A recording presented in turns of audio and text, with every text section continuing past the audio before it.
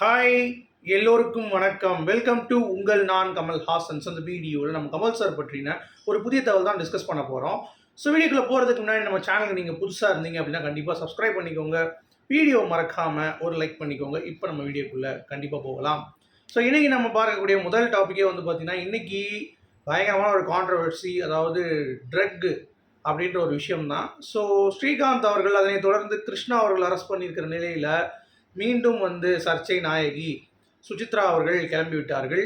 So தக் life படத்தை இயக்கிய மணிரத்னம் அவர்கள் பார்த்தீங்கன்னா நம்பர் 1 டைரக்டர் ட்ரக்கில் அப்படின்ற மாதிரி விமர்சனம் பண்ணி, அது மட்டும் இல்லாமல் கமலஹாசன் அவர்களுக்கும் தனுஷ் அவர்களுக்கும் எல்லாத்துக்குமே பங்கு இருக்குது, அதாவது கமலஹாசன் அவருடைய பார்ட்டியில் கொக்கைன் கொடுக்கப்பட்டது அப்படின்ற மாதிரிலாம் உருட்டிட்டு இருக்காங்க அப்படிங்கிறது பார்க்க முடியுது. சரி, இந்த சுசித்ரா அப்படின்ற கேரக்டர் பார்த்தீங்கன்னா அந்த காணொலியில் ட்ரக்ஸை பற்றி அவ்வளவு இன்டீட்டெயிலாக அவங்களுடைய கருத்துக்களை சொல்கிறாங்க. எப்பட்றா அப்படின்ற மாதிரி தான் இருக்குது. ஏன்னா நமக்கு தெரியாது, உங்களுக்கு தெரியுமா? நீங்கள் எதுவும் பண்ணதில்லைல்ல. இப்போ அவங்க இது எவ்வளோ ரேட்டு, ஒரிஜினல்னால் என்னது, டூப்ளிகேட் என்ன கிடைக்குது, அது ரேட் என்னது, இது எங்கெங்கெல்லாம் கொடுப்பாங்க அப்படின்ற மாதிரி எல்லா டீட்டெயிலும் இந்த ஒரு குடிகாரனுக்கு தான் தெரியும் கரெக்டாக எந்த இடத்துல எங்கே கம்மியாக சரக்கு கிடைக்குது, எங்கே அதிகமாக சரக்கு கிடைக்குது அப்படின்ட்டு. அதை பார்த்தீங்கன்னா கரெக்டாக சொல்கிற சுசித்ரா அவர்கள் இதை பற்றி பேசுவதற்கு அருகதையே கிடையாது. சரியா? அதற்கு ப்ராப்பராக ஒரு இன்வெஸ்டிகேஷன் பார்த்தீங்கன்னா பண்ணுவாங்க. கண்டிப்பாக பண்ணாமலாம் விட மாட்டாங்க. அது ஒரு பக்கம் போகட்டும். நீங்கள் கொஞ்சம் வாயை மூடிட்டு கொஞ்ச நாள் இருக்கலாம் அப்படிங்கிறது தான். ஏன்னா இவங்களை ஏற்கனவே மென்டலு அப்படின்னு தான் சொல்லிட்டு இருக்காங்க. ஸோ இன்னமும் பார்த்தீங்கன்னா இந்த மாதிரி குழப்பம், கரெக்டாக ஒரு நியூஸ் வரும் பொழுது குட்டையை குழப்பி போயிடலாம் அப்படின்ற மாதிரி சுசித்ரா அவர்கள் செய்வது அப்படிங்கிறது நிஜமாகவே கேவலமாக இருக்குது. இது கன்சியூம் பண்ணவங்க நிஜமாகவே பார்த்தீங்கன்னா நிரூபிக்கப்பட்டால் அவங்க கைது பண்ணப்பட வேண்டும். ஏன்னா இதுவும் தப்பு தான் அப்படிங்கிறது எல்லாத்துக்குமே தெரியும். அதை விட்டு சும்மா பேசுகிறதுனால மட்டும் என்ன கிடைக்க போகுது அப்படிங்கிறது தான் எனக்கு தோணுது. ஏன்னா இது அவங்க அவ்வளோ டீட்டெயில் கொடுக்கும் பொழுது ரொம்ப ஆச்சரியமாக இருக்குது. இவ்வளோ டீட்டெயில் எப்படி உங்களுக்கு தெரியும்? இவங்கள தூக்கி உள்ளே போடுங்க அப்படின்ற மாதிரி தான் நமக்கு ஒரு ஃபீல் ஆகுது. ஸோ நீங்கள் ரெடி பார்க்குறீங்க அப்படிங்கிறத கீழே கமெண்ட் செக்ஷனில் சொல்லுங்கள். ஓகே.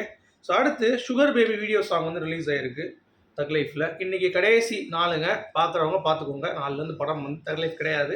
ஸோ எல்லா ரேட்டர்ஸ்லேயும் தூக்குறாங்க அப்படிங்கிறது தான். ஓகே. ஸோ படம் பயணம் முடிஞ்சிருச்சு. ஸோ கிட்டத்தட்ட 5ஆம் தேதி ரிலீஸ் ஆன தக் லைஃப் திரைப்படம் இப்போ பார்த்தீங்கன்னா 26 ஆகி போச்சு. 20 நாட்கள் ஓடி இருக்குது அப்படிங்கிறது பார்க்க முடியுது.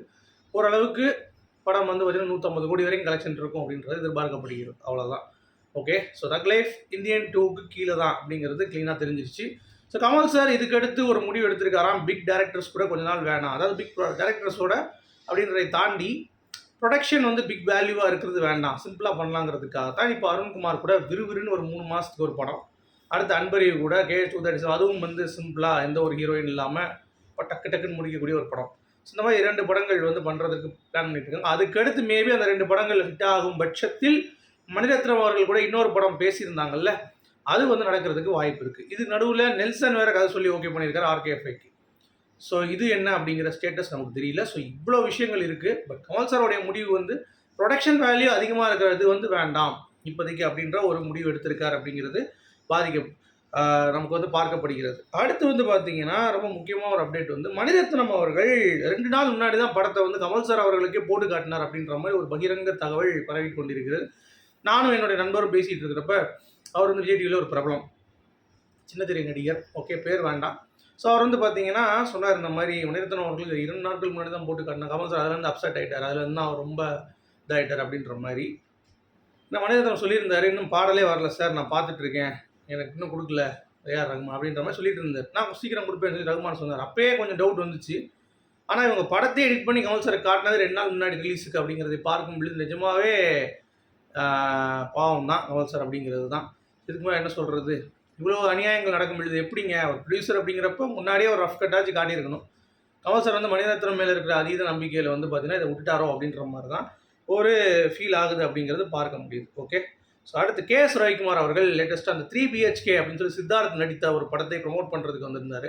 அதில் படையப்பா படத்துக்கு மூலமாக எனக்கு பார்த்தீங்கன்னா 65 லட்ச ரூபா கிடச்சிச்சு. அதில் நான் ஒரு இடம் வாங்கினேன், அடுத்த தினாலி எடுத்து அதில் 3 கோடி ரூபா லாபம் வந்துச்சு, 3 கோடி ரூபாய்க்கு வீடு கட்டினேன் அப்படின்ற மாதிரி சொல்லிட்டு இருந்தார். அது ரொம்ப யதார்த்தமாக இருந்தது அவருடைய பேச்சில். அது மட்டும் இல்லாமல் அதில் சித்தார்த்துடைய மெச்சூரிட்டி பார்க்க முடியுது. இந்தியன் 2ல் ஆடியன்ஸை பார்த்தீங்கன்னா இருங்க இருங்க பேசுவார் அப்படின்ற மாதிரிலாம் சீனை போட்டு இந்தியன் 2வோடைய ஒரு கடுப்பாக ஒரு அவர்ஷன் வந்து மக்கள்கிட்ட வந்து கொடுத்துட்டாரு. ஓகேங்களா? அதை வந்து சரி பண்ணும் வகையில் இப்போ வந்து பார்த்தீங்கன்னா கேட்குறாங்க, மக்களுக்கு பிடிச்சா நீங்கள் மேலே நம்பிக்கை இருந்தால் நீங்கள் படம் பார்க்கணும் தோணுச்சுன்னா வாங்க, உங்களை நான் எதுவுமே பண்ணல அப்படின்ற மாதிரி மக்கள் மேலே ஒரு நல்ல நம்பிக்கையோட அவருடைய மெச்சூரிட்டி நல்லாவே தெரியுது. நல்லாவே மாறிட்டார் சித்தார்த் அப்படிங்கிறது பார்க்க முடியுது. ஸோ தட் இஸ் குட் அப்படிங்கிறது தான்.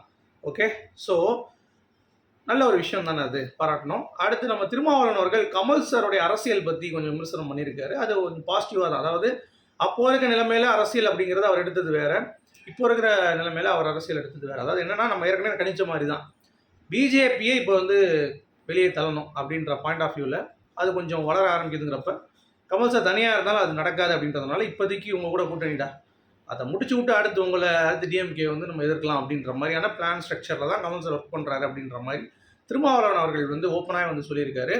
ஸோ அவருடைய புரிதல் அப்படிங்கிறது நம்மளும் யோசிச்சது அதே மாதிரி தான் இருக்குது அப்படிங்கிறது பார்க்க முடியுது.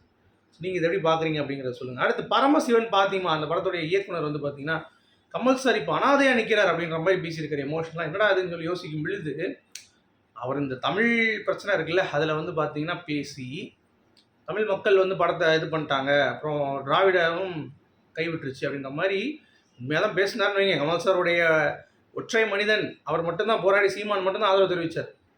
அதை வச்சே ஜெயிச்சு எடுத்துட்டாருன்னு வைங்க சுப்ரீம் கோர்ட்டில். பட் இருந்தாலும் கமல் அனாதையாக்கப்பட்டது உண்மைதான், அதில் எந்த ஒரு மாற்று கருத்தும் இல்லை. அவர் ஆனால் எமோஷனலாக வந்து பேசியிருந்தார். அவ்வளோ தூரம் பண்ணியும் உங்களுக்கு வந்து அவரை ஏற்றுக்க முடியல அப்படின்ற மாதிரி. அதுதான் நானும் வந்து தமிழக மக்கள்கிட்ட நானும் சொல்கிறேன். அவருடைய கூற்று வந்து சரிதான் அப்படிங்கிறது என்னுடைய ஒரு பாயிண்ட் ஆஃப் வியூ. அடுத்து ஸ்ருதிஹாசன் அவருடைய எக்ஸ் தளம் அக்கௌண்ட் வந்து பார்த்தீங்கன்னா ஹேக் செய்யப்பட்டிருக்கிறது.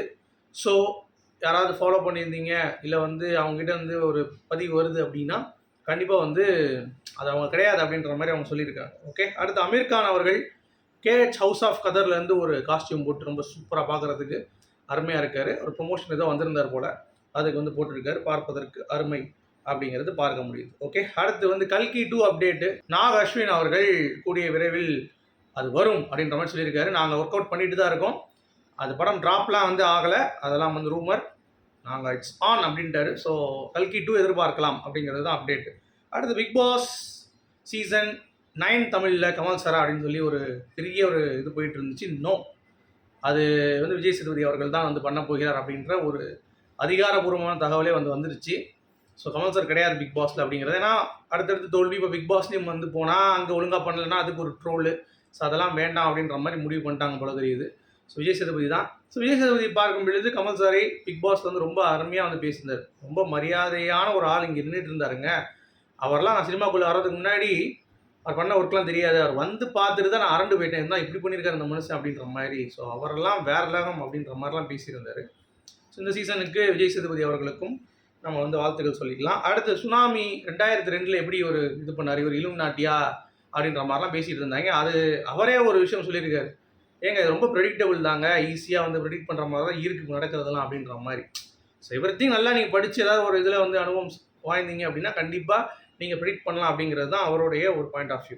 ஓகே, அதை நீங்கள் புரிந்து கொள்ள வேண்டும். அடுத்து வந்து பொன்னம்பலம் அவர்கள் இப்போ ரீசெண்டாக கமல் சாரை நன்றி சொல்லியிருக்காரு. என்ன அப்படின்னா, ஒரு அறுவை சிகிச்சை அவருக்கு கிட்னியில் வந்து நடந்திருக்கு.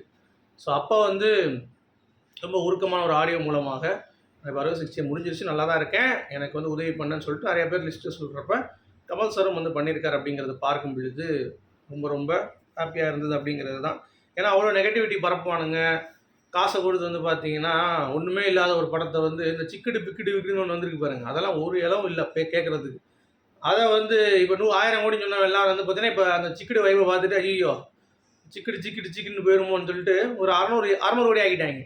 இந்த படம் வரும்போது என்ன கோடி போகுது அப்படிங்கிறது தெரில. வெயிட் பண்ணி பார்க்கலாம். உங்களுடைய கருத்துக்கள் மீண்டும் சந்திப்போம். Good bye.